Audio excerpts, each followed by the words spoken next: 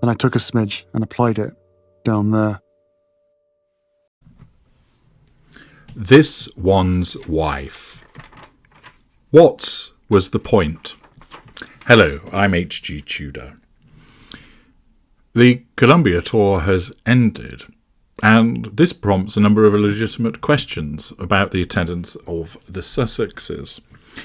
And there's an interesting article which bears examination in relation to that question that's been generated by Victoria Ward, writing in The Telegraph. Now, ordinarily, Victoria Ward's tone is pro-Sussex, but as you're going to hear, her tone has shifted somewhat in relation to what she has written and the questions that she poses.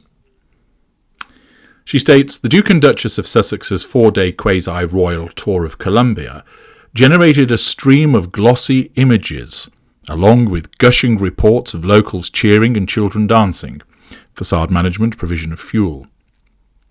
But as the couple head back home to California, questions remain about why they chose to visit this troubled Latin American country and what exactly they managed to achieve. There were woolly statements, vagueness, common manipulation of the narcissist, about uplifting communities and showcasing the nation's heritage. But why Colombia? And why now? Many feel as baffled today as they did before the couple set foot in Bogota. Part of the answer may lay in the fact that the entire trip was carefully filtered through their own PR lens. Now, stopping there.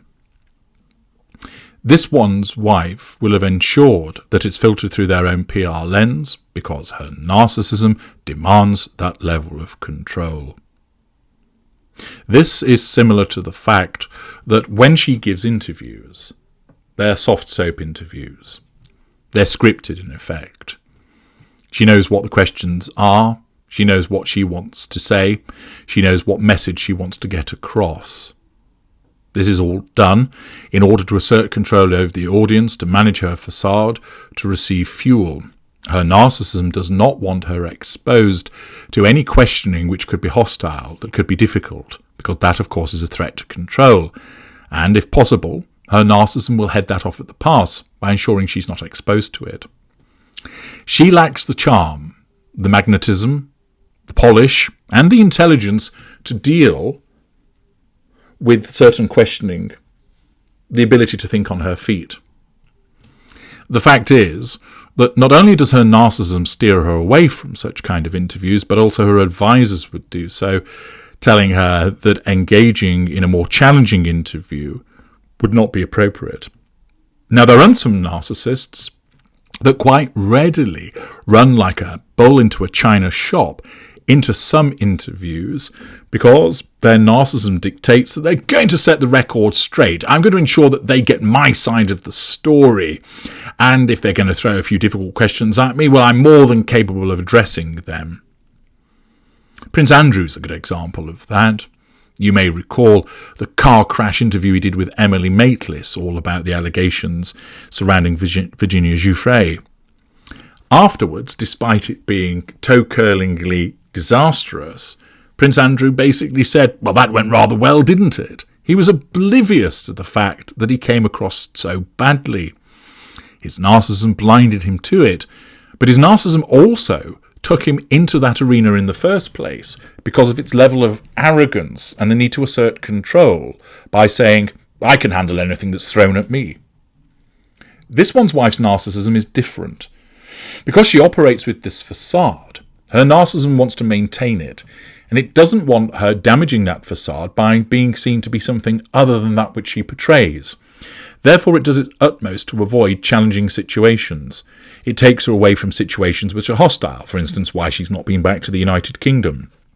It means that she has never agreed to any challenging interview on camera or in print that asks her some of the difficult questions.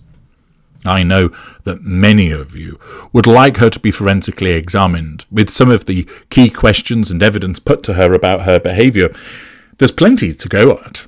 you wouldn't necessarily even need to go down the lines of some of the really contentious questions. There are still plenty in relation to her behaviour whereby you could point out the hypocrisy and the contrarian behaviour. But she lacks the tools to deal with that. At most, she'd start to cry and dare out a pity play and would probably walk off. But her narcissism and her advisors don't want her to be exposed to such questioning. Her advisors will recognise that she's not cut out for dealing with it. Her narcissism simply would see them as questions that are being posed by haters with an agenda, and therefore prevent her from engaging in it. This is why this one's wife on this tour has wanted it all filtered through their own PR lens. They want to avoid unfavourable coverage. They want to ensure that only the best photographs are provided, that the best footage is put forward, all part of the facade management. Victoria Ward continues by explaining, unlike a traditional royal tour of old, the media were not invited, assertion of control, save for one hand-picked reporter whose job it was to relay each event to newspapers and other outlets across the world. The chosen journalist was an online reporter from US publication Harper's Bazaar, one of the supine publications, who duly filed a brief overview of each engagement.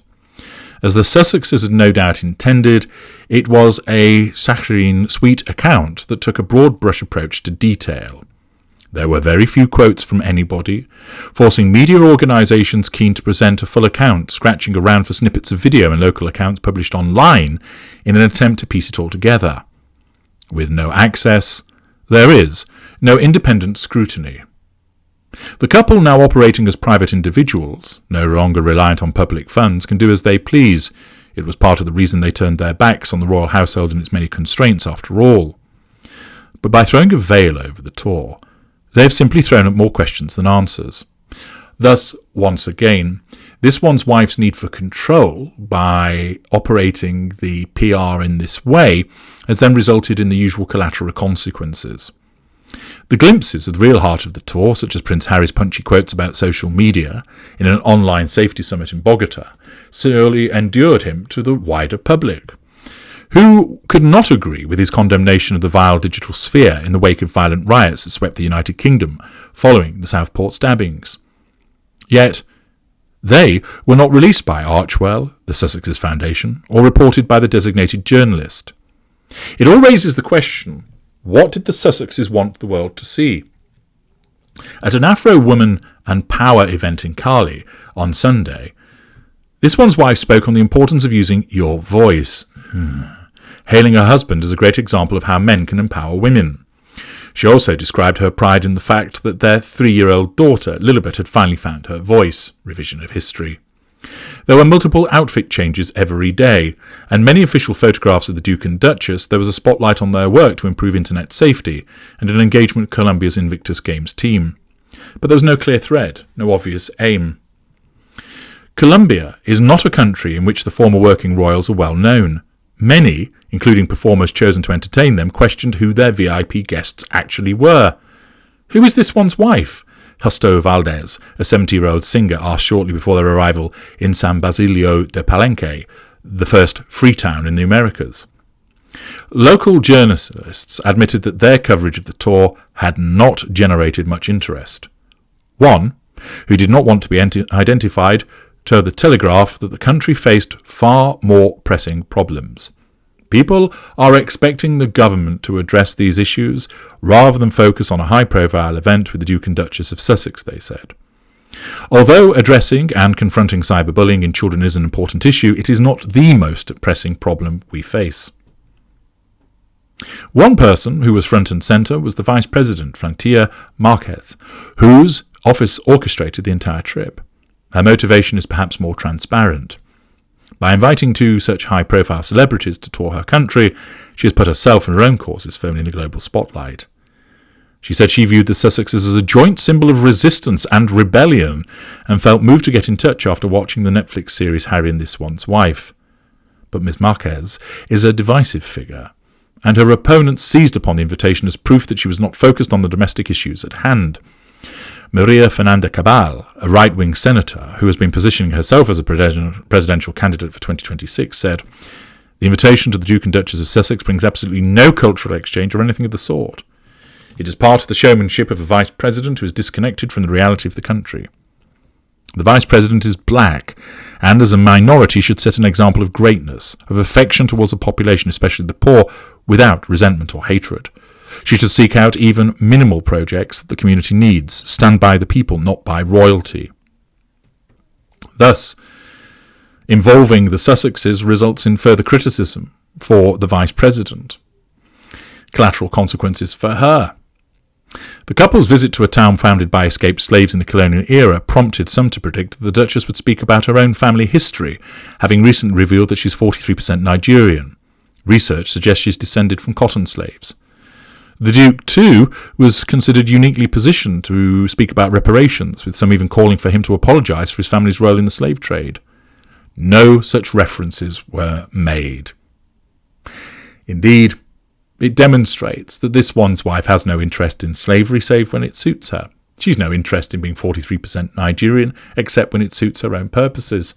And here, if she showed any level of consistency, she would have spoken out about those issues. But she didn't, because she doesn't really care about them.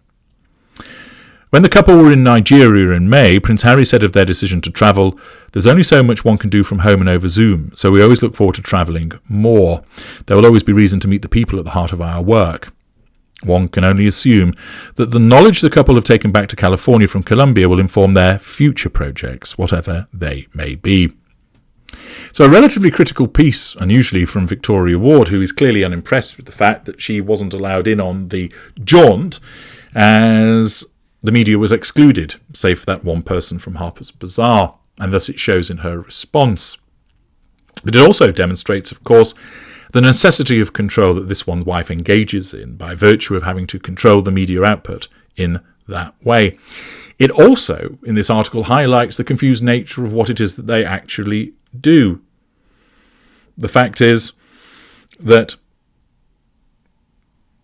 it's all driven by what suits this one's wife to make her look good. It's all about the pursuit of the prime aims, driven by her narcissism. The only aim is to make her look good, to sell their brand, and possibly create footage which might find its way onto Netflix. There's no real interest in wanting to help the people. That is just the veneer of the pursuit of the prime aims.